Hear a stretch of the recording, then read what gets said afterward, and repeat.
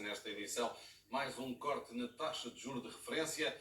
A incerteza das maiores economias da zona euro, com a inflação perto dos 2% e com as quedas das taxas Euribor e também do euro, tornavam esta decisão esperada e natural.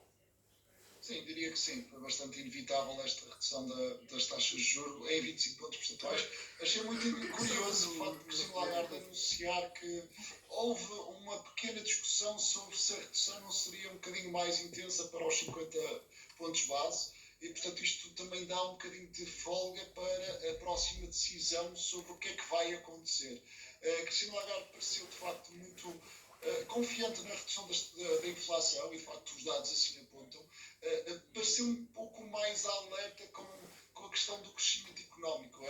Ela parece ter dados mais imediatos sobre o que está a acontecer neste último trimestre e pareceu um pouco preocupada sobre o ritmo de crescimento deste último trimestre e, portanto, já deu a entender que provavelmente nas próximas reuniões talvez poderá intensificar a redução da taxa de juros.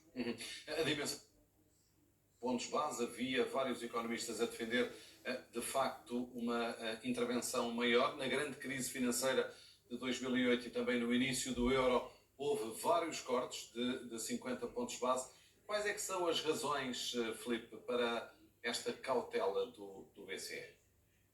Eu diria que primeiro é o inverno. Pode parecer estranho, estamos dependentes de São Pedro, mas de facto nós ainda temos uma infraestrutura energética muito fraca face à situação que nós propusemos na questão da guerra da Ucrânia de cortar relações com a Rússia. Portanto, nós ainda dependemos muito do gás natural, que ainda não vem por vias normais na nossa infraestrutura. Ainda ontem houve um apagão em Espanha, precisamente porque o nosso sistema elétrico está ainda em transformação, e se nós tivermos um inverno mais rigoroso em que necessitemos ainda mais de gás natural, os preços desta matéria-prima e depois da eletricidade poderão reacender alguma pressão inflacionária. E, portanto, eu diria que esta é talvez a principal razão pelo facto de Christine Lagarde ainda não ter baixado com mais intensidade, passando o inverno e confirmando que a inflação não suba, diria que já há caminho aberto para haver uma redução mais simpática. Ao contrário do que tem acontecido com a Reserva Federal Americana nos últimos tempos, o BCE tem sido mais conservador, evita descidas mais bruscas dos juros. Porquê é que existe esta divergência na estratégia, na análise que é feita aos vários fatores que o Filipe acaba de referir? Obviamente que estamos a falar de duas economias diferentes, mas também de duas filosofias diferentes. É que o BCE, a única preocupação, isto está escrito no mandato do BCE, é a preocupação só com a inflação.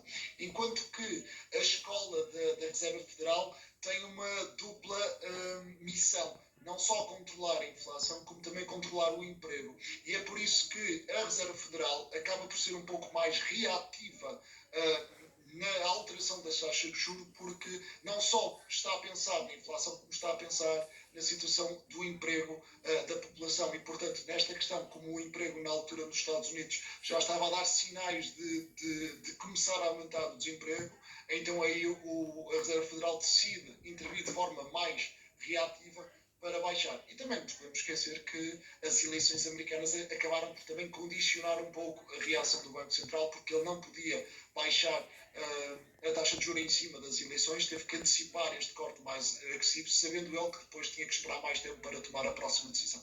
O Banco Central Europeu começou este ciclo de descidas apenas no mês de junho. É de antecipar que possa voltar a haver uma nova descida ainda antes do verão, ou isso poderá acontecer apenas depois?